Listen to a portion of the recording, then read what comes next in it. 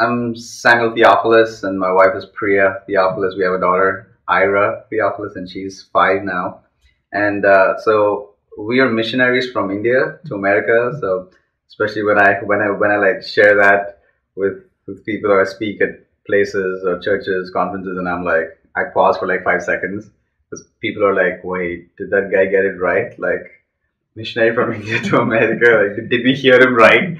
And I have to pause and say, "Yeah, you heard me right." Because again, when you talk about my call to church planting, rather, I think before church planting, I think my call was even more specific to America, because I picked up a book that said America was the next Babylon by some writer, and I picked it up and I was like, I somehow didn't agree with that, and I started praying, and God so quickly in the next week or so showed up in that very room and said two very specific things. Actually said, "Sam, you're going to America, and two, you're going to be a part of culture shaping."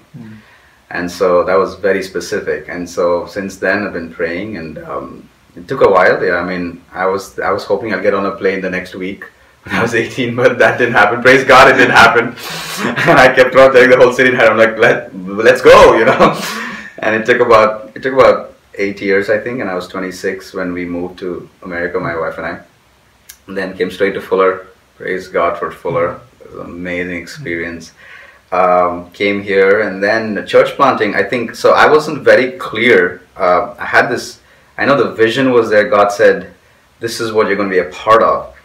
I just was not absolutely clear about how I was going to go about it. But I knew for sure, my wife and I knew that we were going to plant a church. But how that church was going to look like, or what that church was going to be, or where, or we had no clue. Because we landed in America with 6 bags and money for a month. When God said, "Sam, America, great, America has 50 states." Yeah, I'm like, great God, America. And then we landed in LA, and then people always ask me, "How did you end up in LA? Like, why Los Angeles? Like, why not any other part of the country?" And I'm like, that's a good question. I was dumb. That's why we ended up in LA, because it was the most expensive places in the world, and I had money for a month. What was I thinking? Why did I come to Los Angeles?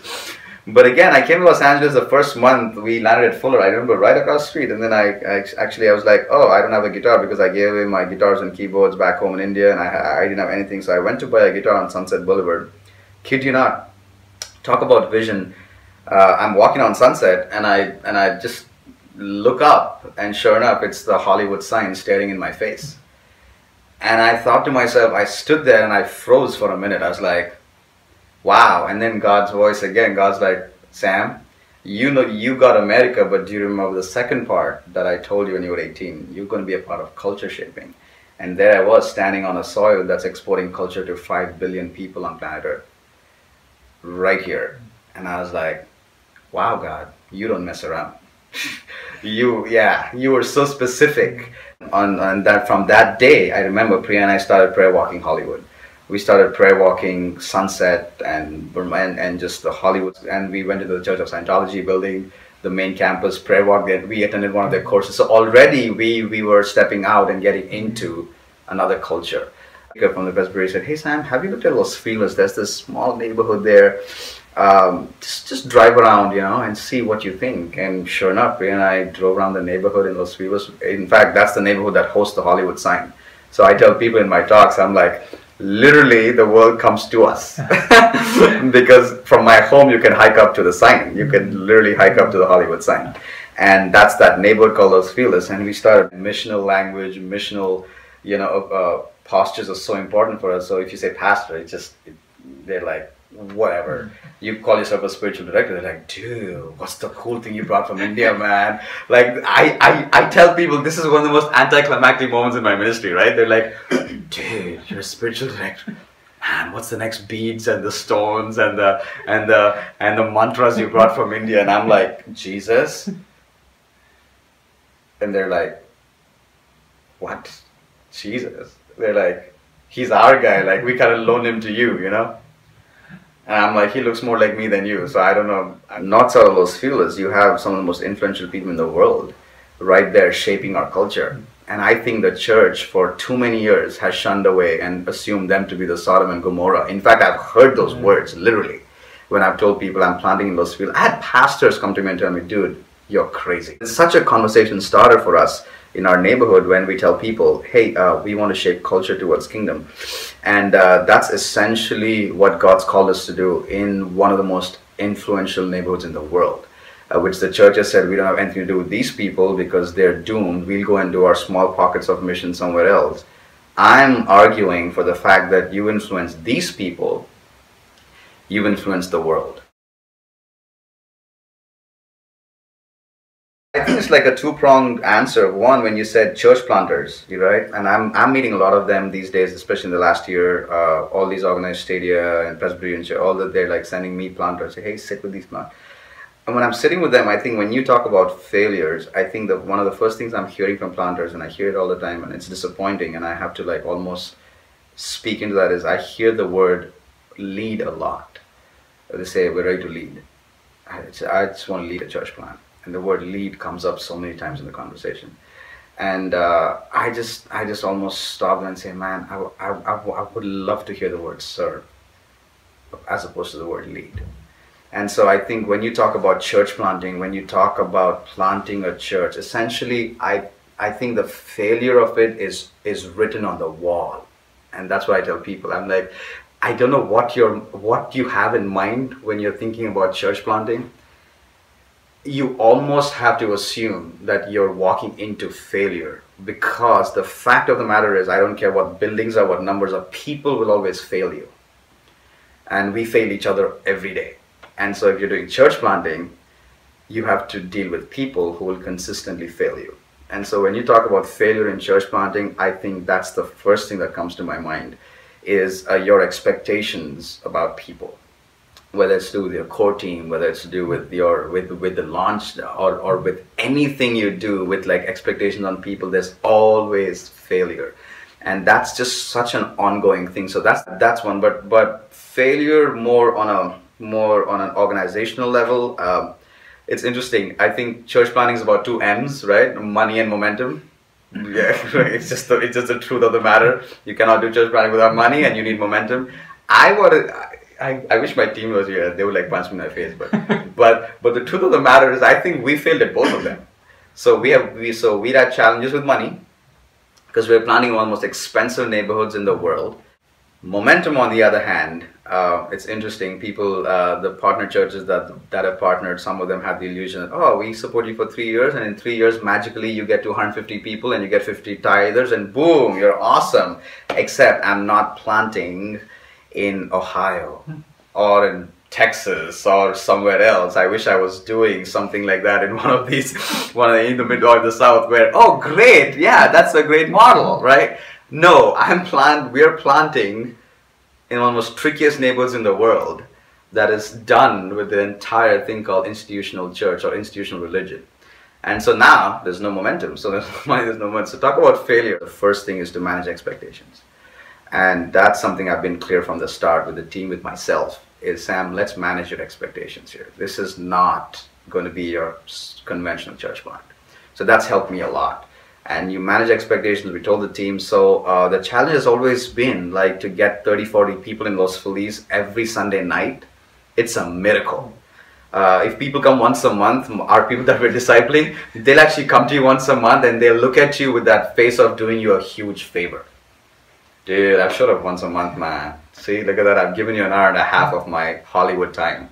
Fair enough, because that's how the culture is. It's like, why would they give you that kind of time? And so we've had challenges with both money and momentum. If our vision is to reach unchurched people, the last thing you want is their money. It just doesn't work that way, because they're not disciples of Jesus yet.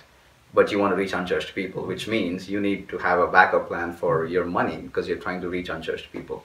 So been thinking a lot, praying, and we're launching a fashion line early next year. And I've been working at it in the last 6 months. The last 3 years, this has been in the making. And the last trip to India has been all about that, visiting all kinds of shoe factories. And I love fashion, and fashion. My people love that's the language of my people. Again, being a good missionary is learning their language. So launching a fashion line, and our whole team is involved in that. My core team for the Beautiful Gate is actually the same team for the Theophylus fashion line. If you want to grow the kingdom, You've got to be bivocational. You've got to have a plan financially if you're trying to reach unchurched people. But if you want to start another church plan and herd other Christians into your church and call that a successful church plan, go for it. Except I would argue you haven't grown the kingdom. You've built another empire. But then in the momentum side, the challenge I think is for us, how can we not be about numbers on Sundays? And how can we be about discipling people throughout the week and not make our Sunday nights our prize? I think for me, if I think about it, there was one moment, it might be a very small moment, but it speaks a lot into what it means a lot to me. I can never forget that for the rest of my life. Is when we were in our first space, I remember my wife, Priya, I think she's been in pain for 7 years, every day, for 24 hours a day. She set up this entire kids space, Sunday night. Service starts at 5, and at 4:45 she got the whole place so set up, like it was so clean, and her lesson was planned, and she had the tools, she had all that stuff. And that Sunday and then it was just my daughter. It was just Ira, and she had to teach my daughter. You know, I went back that day and I yelled at God. I was so mad. I was really mad. I did not have tears in front of my wife because that would break her, but I went and I just lost it.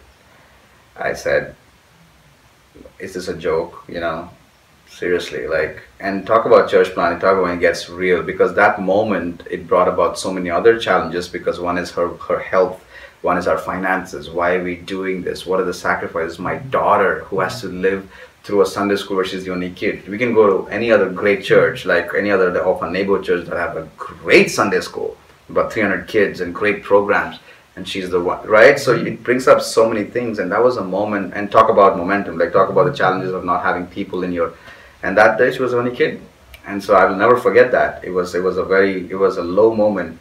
But that's the moment where God spoke to me, and He defined it for me. He said, Sam, your worship is what you give, what I ask of you, not what you choose to give me. And right now, your worship unto me is doing this church plan and doing it the way that you're doing it now. And so that was a hard moment for me.